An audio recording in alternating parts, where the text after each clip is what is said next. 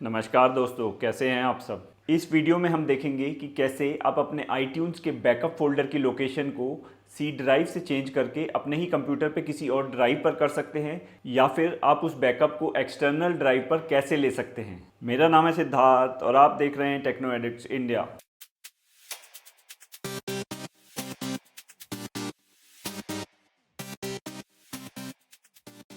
जब हम iTunes की मदद से अपने कंप्यूटर पर अपने आईफोन का बैकअप लेते हैं तो वो बैकअप हमारे कंप्यूटर पर सी ड्राइव में सेव होता है। लेकिन काफ़ी बार ऐसा होता है कि हमारे कंप्यूटर में सी ड्राइव पर स्पेस अवेलेबल नहीं होती और ऐसी सिचुएशन में हम अपने आईफोन का बैकअप नहीं ले पाते हैं। इस प्रॉब्लम को सॉल्व करने के लिए हम अपने आईफोन का बैकअप किसी दूसरी लोकेशन पर ले सकते हैं जहाँ पर सफिशिएंट स्पेस अवेलेबल हो। चलिए देखते हैं कि इस प्रोसेस को करना कैसे है। सबसे पहले हमें ये देखना है कि प्रेजेंटली हमारा iTunes बैकअप किस फोल्डर में हो रहा है। इसके लिए आपको अपने विंडोज़ एक्सप्लोरर में जाना है और यहाँ से सी ड्राइव को ओपन कर लेना है। सी ड्राइव में आपको यूज़र्स में जाना है। यूज़र्स में आप अपने कंप्यूटर के यूज़र नेम वाले फ़ोल्डर को ओपन कर लें। यहाँ पर मेरे कंप्यूटर का यूज़र नेम सिट्स पीसी है, इसलिए मैं इस फोल्डर को यहाँ पर ओपन कर लूँगा। अब यहाँ पर आपको इस बात का ध्यान रखना है कि आपके कंप्यूटर पर सी ड्राइव में बैकअप फोल्डर की लोकेशन इस बात पर डिपेंड करती है कि आपने अपने कंप्यूटर पर iTunes कहाँ से इंस्टॉल किया है। अगर आपने iTunes को एप्पल की वेबसाइट से डाउनलोड किया है तो आपको ये पाथ फॉलो करना है। दोस्तों, कभी कभी ऐसा होता है कि आपको इस पाथ में मेंशन्ड फोल्डर्स दिखाई नहीं देते, तो ऐसे में आपको अपने विंडोज़ एक्सप्लोरर में इस व्यू वाले ऑप्शन में जाकर यहाँ से इस हिडन आइटम्स वाले ऑप्शन को ऑन कर देना है। अब ऐसा करने के बाद आपको अपने इस पाथ के सारे फोल्डर्स यहाँ पर विजिबल हो जाएंगे। और दोस्तों, अगर आपने अपने कंप्यूटर पर iTunes को माइक्रोसॉफ्ट की स्टोर से इंस्टॉल किया है तो आपको ये वाला पाथ फॉलो करना होगा। मैंने अपने कंप्यूटर पर iTunes को माइक्रोसॉफ्ट स्टोर से ही इंस्टॉल किया है, इसलिए मैं इस पाथ को फॉलो करूँगा। तो अब यहाँ हम इस एप्पल वाले फ़ोल्डर को ओपन कर लेंगे। यहाँ पर हम इस मोबाइल सिंक वाले फ़ोल्डर को देख सकते हैं, इसको अब यहाँ से हम ओपन कर लेंगे। यहाँ पर आप देख सकते हैं कि यहाँ पर हमें अपना iTunes का बैकअप फ़ोल्डर दिखाई दे रहा है। इस बैकअप फ़ोल्डर के अंदर यहाँ पर हमें दो और फोल्डर्स देखने को मिलते हैं। इसका मतलब है कि यहाँ पर दो बैकअप फाइल्स अवेलेबल हैं। अब दोस्तों, हमें करना ये है कि सबसे पहले हम इस बैकअप फ़ोल्डर को रीनेम करेंगे। चलिए इस बैकअप फ़ोल्डर का नाम चेंज करके प्रीवियस बैकअप कर देते हैं। ऐसा दोस्तों हम इसलिए कर रहे हैं क्योंकि यहाँ पर हम एक दूसरे फ़ोल्डर को ऐड करेंगे जिसको iTunes यूज़ करेगा बैकअप लेने के लिए, और हम एक ही नाम से दो फोल्डर यहाँ पर नहीं रख सकते।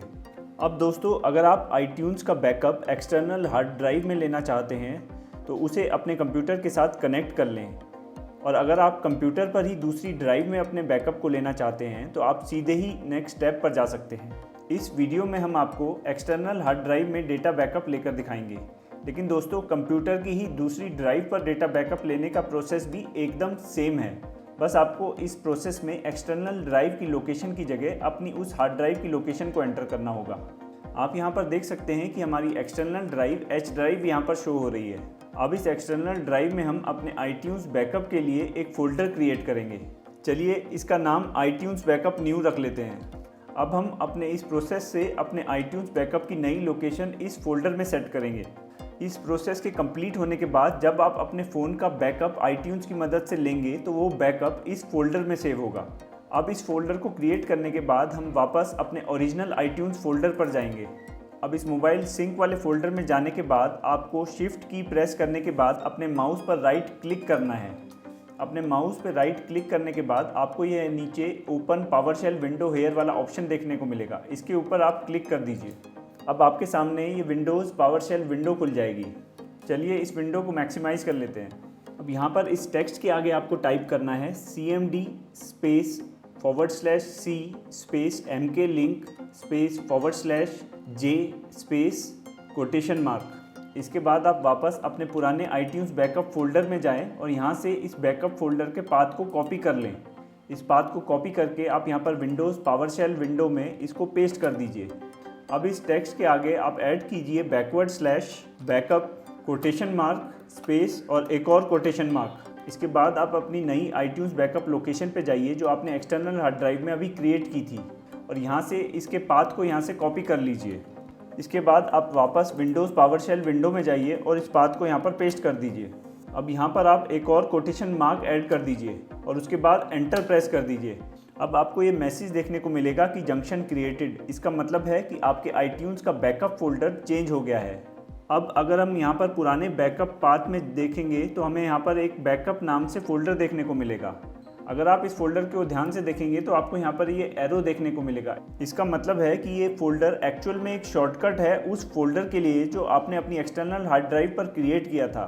एक्चुअल में आपका iTunes बैकअप अब उसी फोल्डर में सेव होगा। इस फोल्डर में आप जो भी फाइल कॉपी करेंगे वो आपकी एक्सटर्नल हार्ड ड्राइव के उस फोल्डर में सेव होगी और आपके कंप्यूटर की सी ड्राइव में स्पेस फुल नहीं होगी। चलिए अब हम iTunes में अपने फ़ोन का बैकअप लेकर देखते हैं। तो दोस्तों यहाँ पर आप देख सकते हैं कि हमारे आईफोन का बैकअप अब कंप्लीट हो गया है। चलिए अब देखते हैं अपनी एक्सटर्नल हार्ड ड्राइव्स के iTunes बैकअप फोल्डर में कि हमारा बैकअप वहाँ पर सेव हुआ है कि नहीं। तो आप यहाँ देख सकते हैं कि हमारा iTunes बैकअप हमारी एक्सटर्नल हार्ड ड्राइव में सेव हो गया है। अगर हम सी ड्राइव में इस शॉर्टकट फोल्डर में देखें तो हमें यहाँ पर ये बैकअप दिखाई देगा।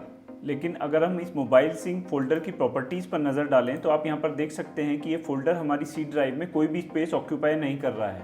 लेकिन दोस्तों अगर आप इस फोल्डर के अंदर जाकर इस बैकअप वाले फोल्डर की प्रॉपर्टीज़ को देखेंगे तो यहाँ पर आपको अपने उस बैकअप फोल्डर का साइज़ देखने को मिलेगा।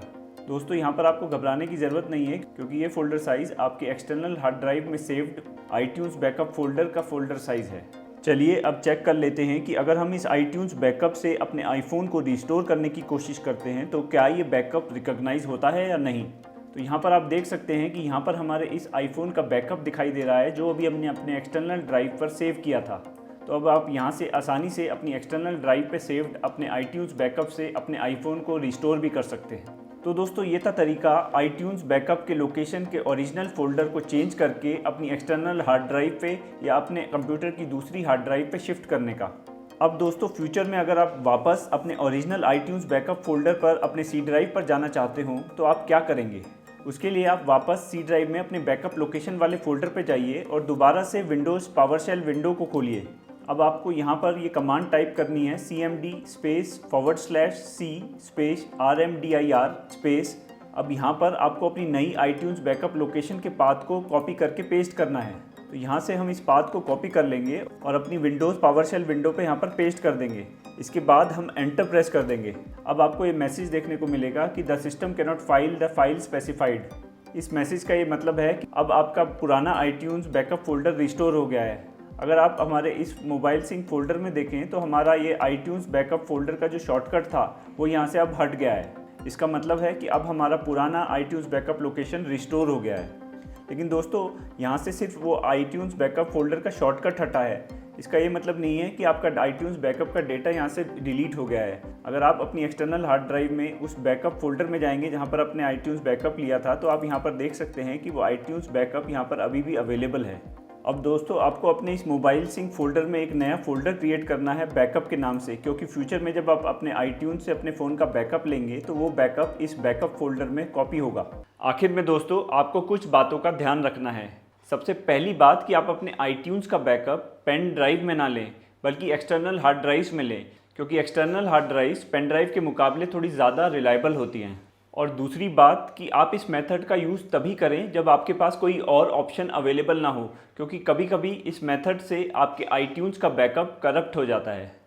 तो दोस्तों इस तरीके से आप अपने iTunes के बैकअप फोल्डर की लोकेशन को चेंज कर सकते हैं। हमें उम्मीद है कि आपको ये वीडियो यूज़फुल लगा होगा।